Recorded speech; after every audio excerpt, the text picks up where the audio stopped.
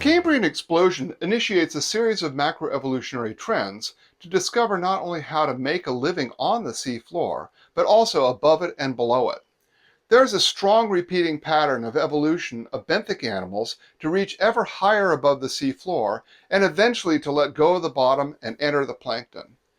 The opposite is also true, with the evolution of increasingly deep burrowing, not just to escape predation, but also to exploit sediment resources and prey on animals hiding in the mud. A survey of planktonic taxa suggests that nearly all of them, except possibly the radiolarians, start from benthic ancestors. For example, fish start as near-bottom deposit-feeding jawless fish that scooped up mud and the animals that were in it to feed, or use gills to filter suspended food out of seawater. For example, modern branchiostoma, also known in older parlance as amphioxus, is a tiny little fish-like animal that burrows tail first into the mud, leaving its head sticking out to filter feed in the bottom water. I have dug these up in Baja California sand flats. They're lovely things, a couple of inches long, with iridescent sides that are visible for just an instant before they wriggle back into the sediment tail first. Only later do the fish develop into species that swim above the sea bottom, and then eventually become fully pelagic. Another group of invaders of the open ocean from the seafloor are the graptolites. These are colonial hemichordates that form an organic walled colony with diverse morphologies, like little bushes on the seafloor. Later they become free-floating, probably suspended partly by the swimming action of the zooids that make up the colony. Graptolites must have been widespread in open ocean waters, since we find them in Ordovician black shales, or graptolitic shales, deposited in deep water basins. The repeated evolution of groups into the plankton suggests there is an underlying driver to this macroevolutionary trend. There are likely several drivers for animals to invade the water column from the seafloor. First, there's competition for space on the bottom. Animals that have remained there often have all sorts of elaborate strategies to fight for space on the bottom. Reef inhabitants, for instance, have learned how to overgrow competitors, fight with specialized structures when they encounter another bottom-encrusting creature, or grow so fast that they quickly occupy space when the original owner dies. Second, there's lots of space in the plankton, meaning that the warfare on the bottom is not needed to corral resources in the water column. The food is just there for the taking. Third, there is abundant food in the plankton. A lot of it is microscopic, but the ocean, particularly in coastal waters, is well fed by upwelled nutrients and resources washed in from land. There is no shortage of food.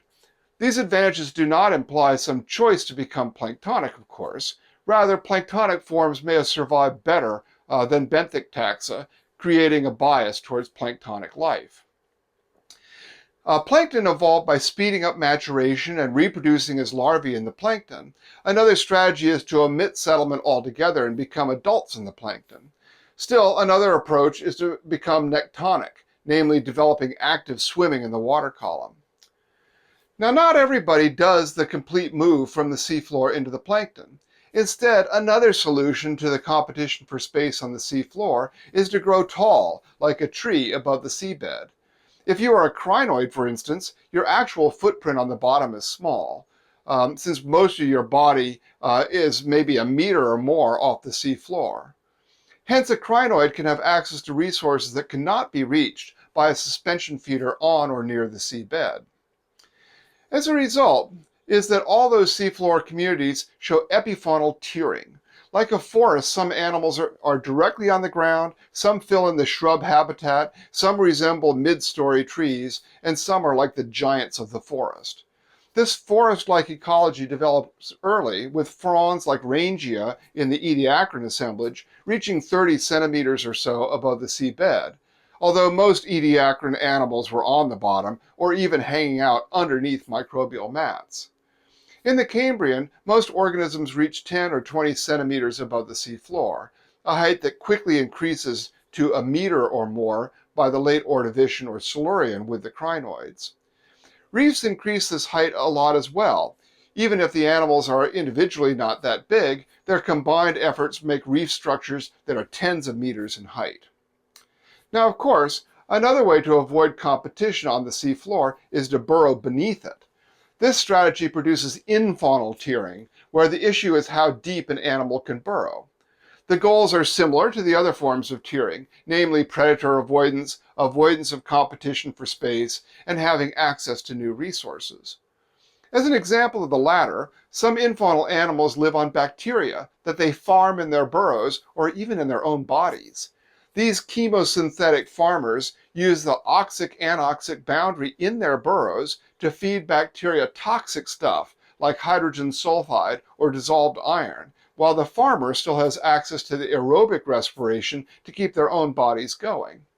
There are many examples of this strategy, but one is the approach of callium acid shrimp that dig burrows into anoxic sediments rich in dissolved iron and hydrogen sulfide.